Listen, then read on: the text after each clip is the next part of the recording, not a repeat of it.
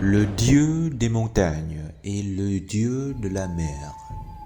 Hùng Vương XVIIIe avait une princesse qui s'appelait Mỹ Nương, belle comme une fleur, d'un doux caractère.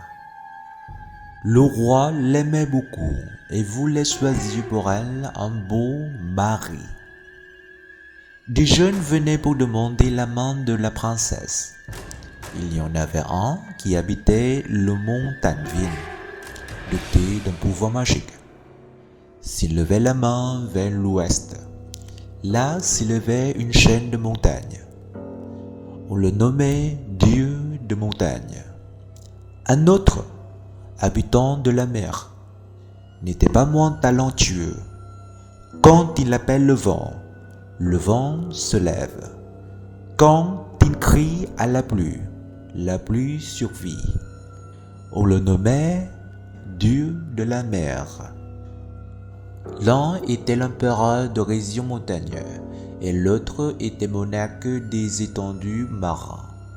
Tous les deux seraient bien gendres du roi Hùng. Ce dernier était dans l'embarras du choix. Il fit venir les hauts dignitaires de la cour pour délibérer. À la fin, il décida. « Vous êtes, dit-il, digne d'être l'un ou l'autre mon gendre. Seulement, je n'ai qu'une seule fille. Je ne puis satisfaire votre demande à tous les deux. Je vous propose une solution que voici. Demain, celui qui arrivera le premier pour m'apporter ses présents de mariage obtiendra la main de ma fille. » Tous les deux demandaient au roi quels seraient les présents.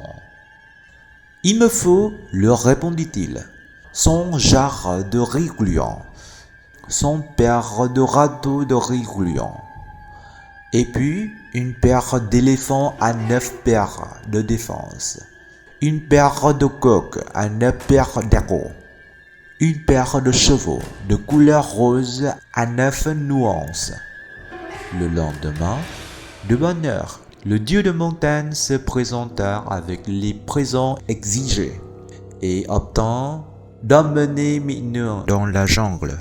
Le dieu de la mer arrivait en retard, ne voyant plus la princesse, entra en colère et lança ses troupes à la poursuite de son rival. Il appela la pluie et le vent qui faisait trembler le ciel et la terre. Élève le niveau d'eau des fleuves pour faire la guerre aux dieux de montagne. L'eau inonde les plaines, les habitants et arrive jusqu'au versant des collines, des montagnes et l'enceinte des fontaines qui se trouvent submergées comme sous l'eau d'une véritable mer. Le dieu de montagne ne déclare pas forfait.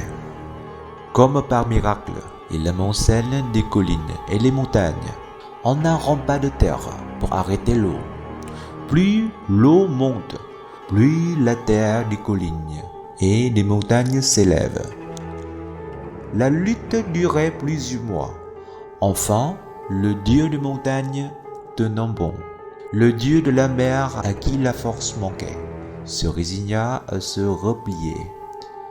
De cette grande querelle, chaque année, le dieu de la mer déchaîne la pluie et le vent pour livrer la bataille au dieu de montagne, mais après maintes reprises, doit se retirer.